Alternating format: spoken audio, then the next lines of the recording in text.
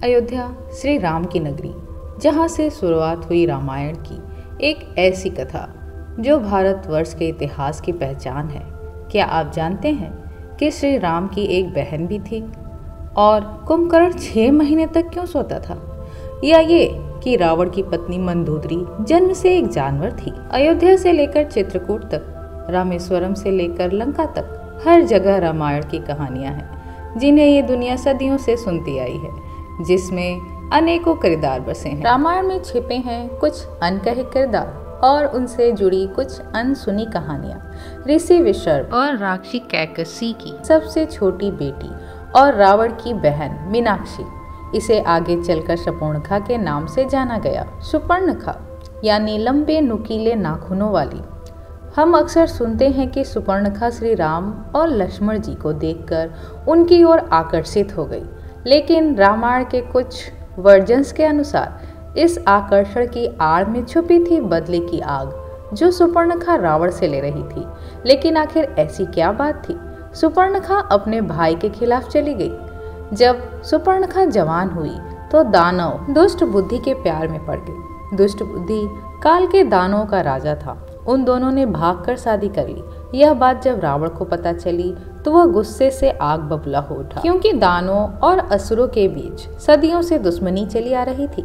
रावण हैरान था कि आखिर दानवों का राजा होने के बाद भी दुष्ट बुद्धि शर्पणखा से कैसे शादी कर सकता है, जो शर्पणखा की आड़ में रावण की मृत्यु का षड्यंत्र रच रहा था। रावण ने दुष्ट बुद्धि के राज पर हमला कर दिया और उसकी हत्या कर दी। पति की मृत्यु होने पर शर्पणखा बहुत दुखी हुई और यही कारण उसके मन में अपने भाई के खिलाफ नफरत बढ़ने लगी। यही कारण था कि उसने रावण के मन में सीता जी को पाने की इच्छा जगाई और रावण की मृत्यु और उसके परिवार के विनाश के साथ शर्पणखा ने अपने पति की हत्या का बदला लिया। रामायण में शर्पणखा की कहानी सीता माता के अपहरण से पहले ही खत्म हो जाती है, लेकिन श्री राम और रावण को एक दूसरे के सामने लाकर खड़ा करने में शर्पणखा का बहुत बड़ा हाथ था। ना ही वह रावण के सामने जाकर सीता जी की खूबसूरती का गुणगान करती, ना ही सीता जी का अपहरण होता और ना ही लंका का यह भीषण युद्ध होता। रामायण का एक ऐसा राक्षस जो 6 महीने लगातार सोता था और फिर उठने के बाद 6 महीने लगातार खाता था, रावण का छोटा भाई कुंभकर्ण। लेकिन क्या आप जानते हैं कि कुंभकर्ण लगातार 6 महीने तक सोता क्यों था? इसका कारण था एक श्राप। वाल्मीकि रामायण में युद्ध कांड के अनुसार जन्म होते ही कुंभकर्ण ने संसार में तबाही मचानी शुरू कर दी। वो हर रोज 1000 से भी ज्यादा जीव जंतुओं को खा जाता था। जब देवराज इंद्र को इस बारे में पता चला तो वो कुंभकर्ण को सबक सिखाने पहुंचे, लेकिन कुंभकर्ण इतना विशाल था कि उसने इंद्रदेव के वाहन ऐरावत के ही दांत तोड़कर इंद्र पर ही वार कर दिया। इस बात की शिकायत लेकर देवराज इंद्र सभी देवताओं के साथ ब्रह्मा जी के पास पहुंचे। ब्रह्मा जी समझ गए कि अगर ऐसा ही चलता रहा तो ये संसार जल्द ही खत्म हो जाएगा। वो कुंभकर्ण के पास पहुंचे और उसे श्राप दिया कि आज से तुम एक मित्र व्यक्ति की तरह सोते रहोगे। जब रावण को इस बारे में पता चला तो वो ब्रह्मा जी के पास पहुंचा। उसने ब्रह्मा जी से कुंभकर्ण के श्राप को कम करने के लिए प्रार्थना की। ब्रह्मा जी मान गए और श्राप को 6 महीने के लिए सीमित कर दिया। अब 6 महीने सोने के बाद कुंभकर्ण एक दिन के लिए उठता था और तब तक खाता था जब तक उसकी भूख मिट नहीं जाती, और फिर 6 महीने के लिए गहरी निद्रा में सो जाता था। कुंभकर्ण बहुत सारी शक्तियों के साथ जन्मा था, लेकिन अपनी शक्तियों का गलत इस्तेमाल करने के कारण इन शक्तियों के होते हुए भी वह केवल एक ऐसा राक्षस बनकर रह गया, जिसका उदाहरण आज एक आलसी इंसान के रूप में दिया जाता है।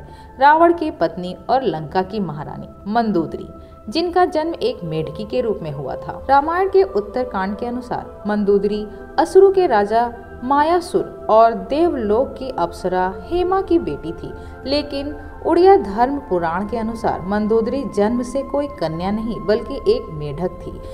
एक बार मंदार और उदर नाम के 2 ऋषि जो दूध पीने वाले थे, उसको एक सांप ने जहरीला बना दिया। ऋषि मुनियों को मृत्यु से बचाने के लिए एक मेढकी ने उसे दूध में छलांग लगा दी। उन दोनों ने बिना इस बात को समझे उस मेढकी को श्राप दे दिया और वह एक सुंदर कन्या में बदल गई। जिसे वेगवती नाम दिया गया। वेगवती की खूबसूरती के चर्चे चारों ओर फैल गए और उसे पाने के लिए किष्किंधा के राजा बलि और लंकापति रावण में युद्ध हुआ।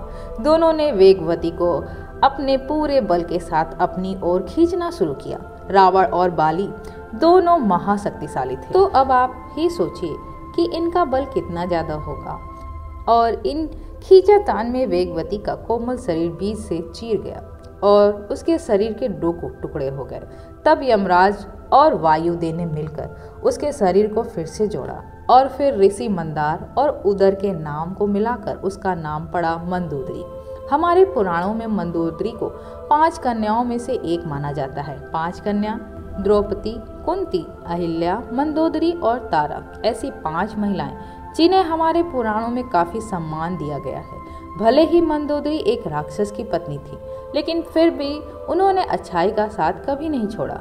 उन्होंने हर पल रावण को समझाया कि अपनी जिद छोड़कर माता सीता को मुक्त कर दे। वह जानती थी कि भले ही रावण कितना ही शक्तिशाली हो, श्री राम से नहीं जीत पाएगा, लेकिन रावण अपनी बात पर अड़ा रहा और उसकी यही जिद उसके मृत्यु का कारण बना।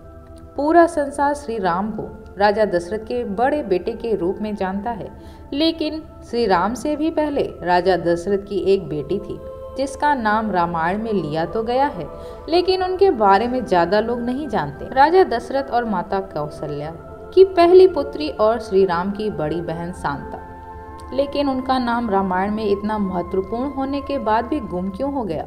वाल्मीकि रामायण के बालकांड के अनुसार एक बार अंग देश के राजा रोमपद और उनकी पत्नी वर्षिणी अयोध्या पहुंचे। रोमपद और राजा दशरथ बहुत अच्छे दोस्त थे और वर्षिणी माता कौशल्या की बड़ी बहन थी। मजाक मजाक में वर्षिणी ने राजा दशरथ को उनकी पुत्री को मांग लिया। तब उनको कोई संतान नहीं थी। राजा दशरथ तब उनका ये दुख समझते थे और इसीलिए उन्होंने ये बात स्वीकार कर शांता गोद देने का वचन दे दिया।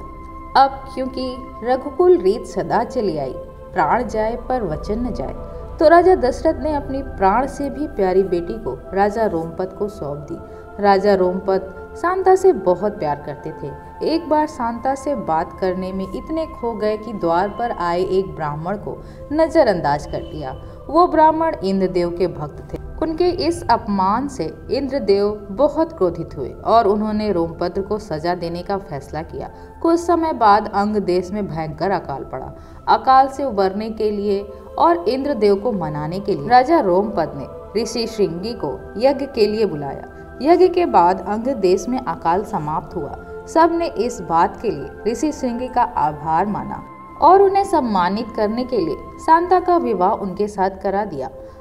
आगे चलकर यही ऋषि द्वारा किए गए यज्ञ से श्री राम, लक्ष्मण, भरत और शत्रुघ्न का जन्म हुआ। देवी शांता का जन्म हुआ तो रघुकुल में था, लेकिन राजा रोमपद के गोद लेने के बाद उनका ये महत्वपूर्ण स्थान रामायण के बालकांड तक ही सीमित रह गया। लक्ष्मण जी, जिन्होंने अपना सारा जीवन श्री राम की सेवा में बिता दिया, लेकिन श्री राम के दिए गए एक वचन के कारण उन्हें इस धरती को त्याग कर जल समाधि लेनी पड़ी। पद्म पुराण के अनुसार कई सालों तक अयोध्या पर राज करने के बाद एक दिन श्री राम के दरबार में एक साधु आए। उन्होंने श्री राम से कुछ देर बात की और फिर दोनों अकेले में बात करने कमरे में चले गए। श्री राम ने लक्ष्मण जी को आदेश दिया कि किसी को भी अंदर ना आने दिया जाए। अगर ऐसा हुआ तो लक्ष्मण जी को मृत्यु दंड दिया जाएगा। लेकिन ऐसी क्या बात थी जो कोई नहीं सुन सकता था? दरअसल ये साधु कोई मामूली साधु नहीं थे, बल्कि स्वयं यमराज थे, जो श्री राम को ये याद दिलाने आए थे कि अब इस धरती पर उनका कार्य पूरा हो गया है और उनके वैकुंठ लौटने का समय आ गया है। लेकिन यमराज ने श्री राम से वचन लिया था कि उनके बीच हो रही बात को कोई और ना सुने। इसी दौरान ऋषि दुर्वासा वहां पर पधारे। ऋषि दुर्वासा ने भयंकर क्रोध के कारण बड़े बड़े देवी देवता उनसे डरते थे, लेकिन श्री राम के आज्ञा का पालन करते हुए लक्ष्मण जी ने उन्हें भी दरवाजे पर ही रोक लिया। ऋषि दुर्वासा बहुत ही क्रोधित हो गए। उन्होंने चेतावनी दी कि इस अपमान के बदले वो श्री राम को श्राप दे सकते हैं। लक्ष्मण जी, जो अपने भाई से अनंत प्रेम करते थे, ये बात सुनकर घबरा गए। श्री राम को श्राप से बचाने के लिए उन्होंने खुद का त्याग करना सही समझा और कमरे के अंदर चले गए। लक्ष्मण जी को यूं अचानक देखकर श्री राम सारी बात समझ गए, लेकिन उनका वचन टूट गया था। यमराज ने श्री राम से कहा कि लक्ष्मण जी को देश निकाला दे दिया जाए, क्योंकि श्री राम से दूर रहना उनके लिए कोई मृत्यु दंड से कम नहीं था।